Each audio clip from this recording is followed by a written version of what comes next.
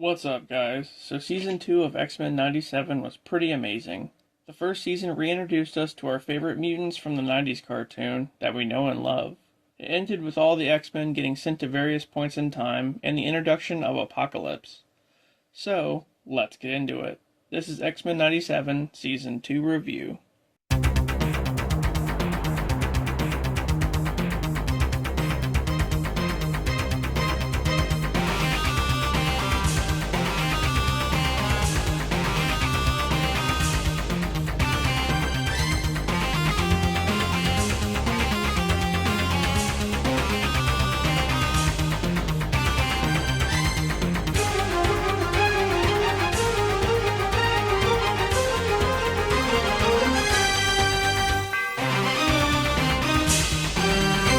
Episode 1 starts with a news report saying that Xavier's school was destroyed. With the X-Men scattered across time, Bishop and Forge blame Apocalypse for everything and plan to track everybody down. Half of the X-Men ended up in ancient Egypt, while the other half are in the future. So, Forge heads to the year 3960, where he immediately gets attacked by a group of robots serving under Apocalypse. But he then gets saved by Wolverine and Storm. Later on, they go to meet with Cyclops and Jean, who are there with their son Nathan.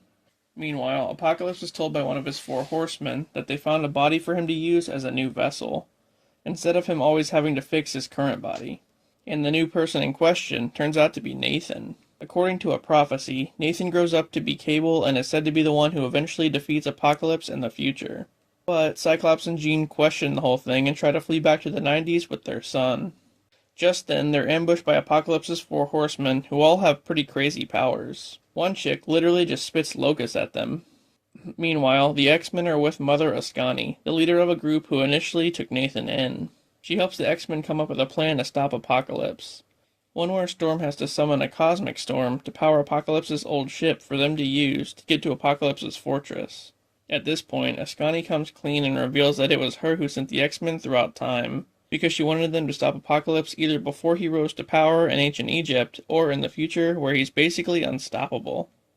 Anyway, after getting captured by the Four Horsemen, Nathan uses his mutant abilities to free him and his parents. After Storm channels the Cosmic Storm, the rest of the X-Men are beamed into the train carrying Nathan and the others, and a huge battle ensues, with them all fighting the Four Horsemen. When they make it to the fortress, Apocalypse has already left and gone back to the 90s. Nathan stays to be the leader of a group of mutants and fulfill his destiny. We then time jump to years in the future with Cable being older, and along with Psylocke and Angel, he plans to recruit more X-Men to fight Apocalypse. In episode 2, back in the 90s, a group of mutants are trying to seek shelter in the destroyed Xavier school, when they're confronted by X-Factor, a group of mutants working for the government. Elsewhere, Jubilee and Sunspot are in an arcade when they're recruited by Cable to join his team, which he's calling X-Force. So they go to a street festival where they're tracking one of the Four Horsemen, War. After interrogating him, Psylocke is blocked out of his mind by someone who likes diamonds. So naturally, they go to Emma Frost, who happens to be working alongside Apocalypse, and she tells the team that he's been receiving shipments of equipment in Switzerland. Equipment that was used to turn mutants into the Four Horsemen. When they get to Switzerland, Emma Frost leads them into a trap and they're all attacked by X-Factor. A huge fight occurs between the two teams, ending with X-Force fleeing back to their ship. But Jubilee gets taken by X-Factor in the process. One of the X-Factor members, Polaris, then has a heart-to-heart with Jubilee and ends up letting her escape, because she knows it's the right thing to do. Despite Cable not wanting to go back and rescue her, Jubilee knocks out the guards and frees the other captive mutants, asking for him to come back and pick them up. Just as X-Factor shows up to stop her, Cable and the others fly in and rescue her and the other mutants. After that, Valerie Cooper, the government official working alongside X-Factor, names Cable, Jubilee, and the others as national fugitives. We then go into the future, where Nathan is with Mother Ascani and the X-Men. Cyclops and Jean are a little reluctant to leave their son in the future, but Nathan ends up sending them back to the 90s anyway. Episode 3 starts off with the other half of the X-Men in ancient Egypt, where they come face to face with Apocalypse back when he was just En Sabah Nur. Magneto talks to him and says with his guidance he could become a god. Meanwhile, a bunch of Egyptian slaves are told to prepare for war as En Sabah Nur comes to challenge the current pharaoh, a Kang variant named Rama Tut. As Magneto watches the encounter from a nearby cliff, Professor X appears in astral form, trying to make Magneto see why trusting Apocalypse is not a good idea. But Magneto doesn't listen. En Sabah Nur gets past Ramatut's defenses and kidnaps his advisor, Logos. As that's happening, the X-Men are trying to build a machine to take them back to the 90s, but it doesn't work. Later on, En Sabah Nur is interrogating Logos, trying to figure out where Ramatut's technology comes from.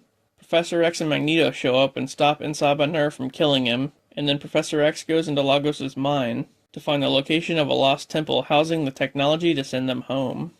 But instead, he just runs into Ramatut, who gives him a cryptic message about time. As they're searching for the lost temple, the X-Men get ambushed by En Sabah Nur's henchmen, and a huge battle ensues. As it turns out, En Sabah Nur finds the machine they built to go back to the future, and assumes that they're working with Ramatut. Then, Lobos gets killed, and his eye is some kind of tracker, which shows Ramatut their location. As the battle goes on, Bishop shows up to help the X-Men, and just before they escape to the 90s, Ramatut blasts the area with a beam of energy.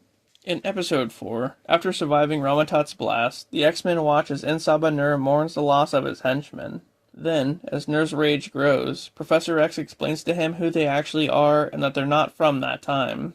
Bishop and the others want to return to the 90s, but Magneto destroys Bishop's time band, stopping them from leaving ancient Egypt.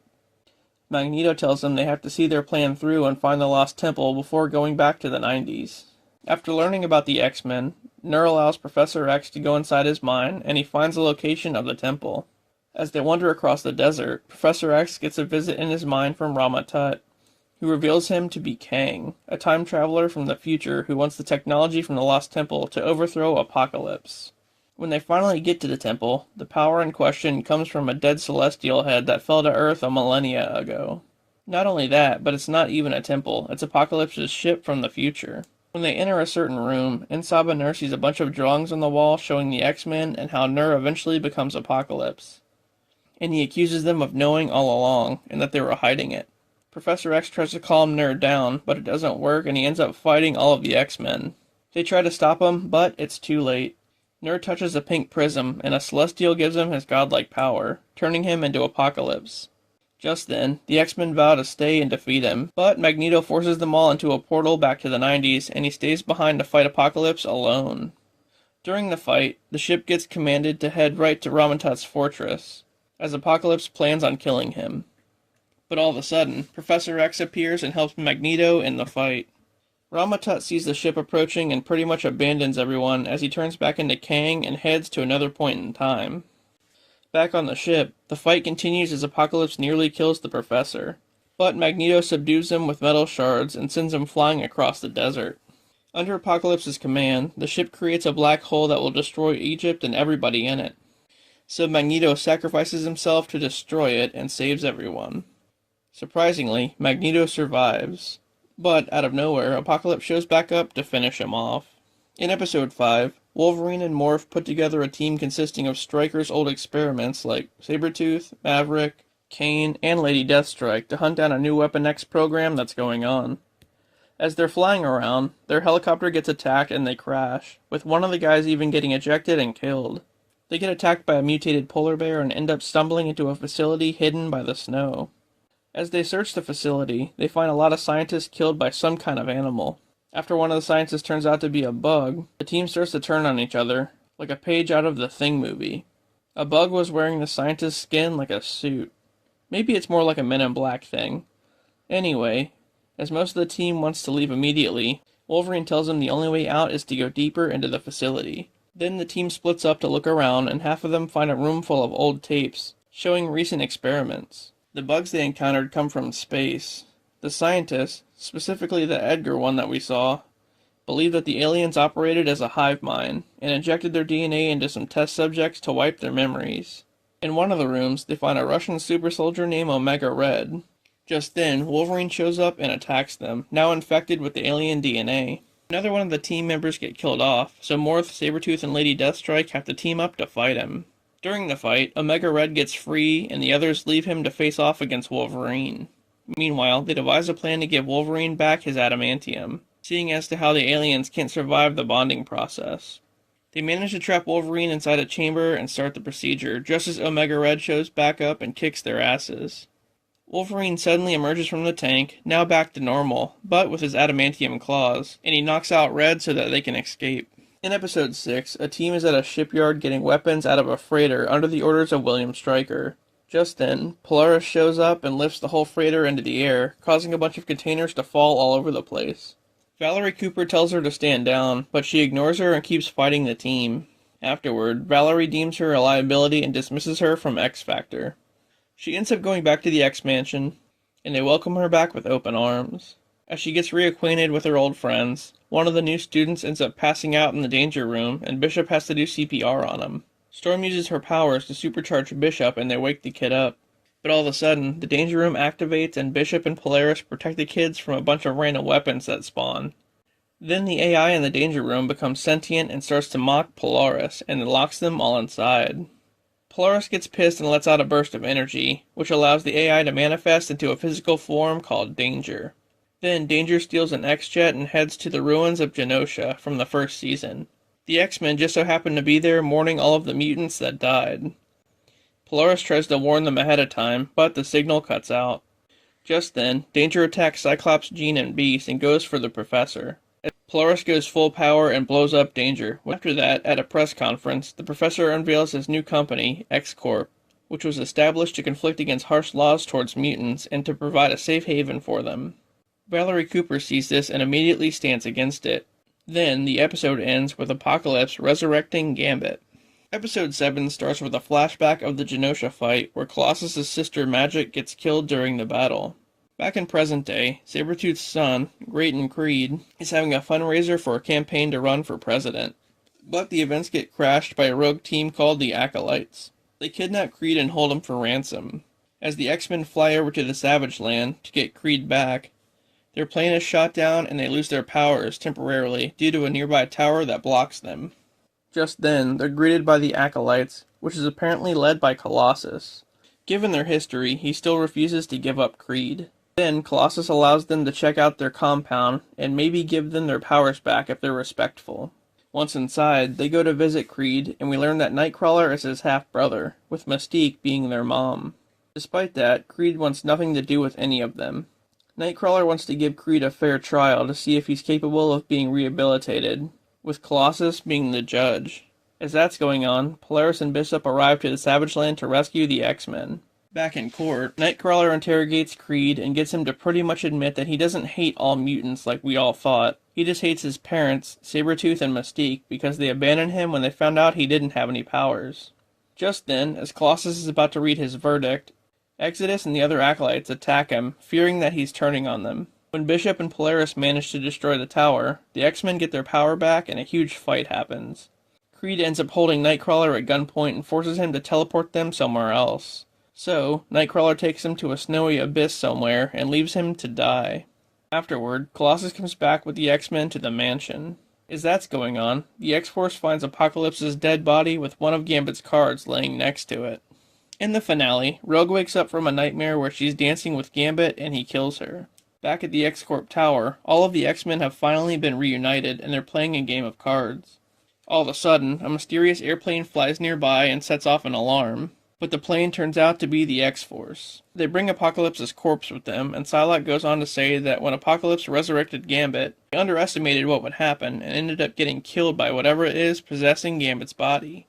So the two teams make a plan to go after Gambit, and Professor X tells Cable that it's just a rescue mission, and not to hurt anyone. After that, Professor X uses an updated version of Cerebro to locate him. They find out that Gambit's back in New Orleans, where he uses his new power to brainwash a group of his old friends. As the X-Men and X-Force are headed to New Orleans, Gambit and his crew show up and attack them. In the cargo area of the plane, Rogue confronts Gambit, and he ends up knocking her out and kidnapping her. Nightcrawler tries to stop him, but he ends up getting brainwashed just like the others did. Sometime later, Rogue is having dinner with Gambit and is unsure of his intentions. He tells her that Apocalypse was in love with a priestess. She wanted the same power that he had. But when Apocalypse gave it to her, she turned on him and used it against him. It was a trick to get revenge on what Apocalypse had done to her people. Gambit says the priestess' name was External, and that she's there somewhere in New Orleans. Gambit wants to take the relic that Apocalypse gave her to make Rogue immortal, so that they can be together forever. Sometime after that, They do a ritual where Gambit uses his blood to summon the priestess, and then he tries to take the relic from her, but she refuses. So then Gambit just outright kills her and takes it. Right as he's about to use the relic on Rogue, the X-Men and X-Force show up for a huge fight. Nightcrawler starts kicking everyone's ass single-handedly, and Gambit fuses the relic inside of Rogue's body. Just then, the Professor knocks out Gambit and they have a crazy mental battle. When all of the brainwashed followers get defeated, Cable shows his true colors and tries to kill Gambit anyway, despite what the Professor said. But, inside their mind, the Professor senses the real Gambit's spirit and realizes that Apocalypse had just transferred his soul inside of Gambit's body. Rogue appears and they try to free Gambit's soul, which ultimately causes Apocalypse's soul to disappear. Then Rogue wakes up and Nightcrawler teleports them back to the mansion before Cable can shoot Gambit. Back at the mansion, as they nurse Gambit back to health, Valerie Cooper and X-Factor offer to team up with Cable to take down the X-Men once and for all. The end. Well, this was pretty awesome. Apocalypse was badass for sure. I didn't expect him to just be a husk in that one episode, though. That was surprising. But it's only because he transferred his soul into Gambit. I didn't see that coming. With Cable not able to fulfill his mission, now it looks like he's siding with the government to go after the X-Men.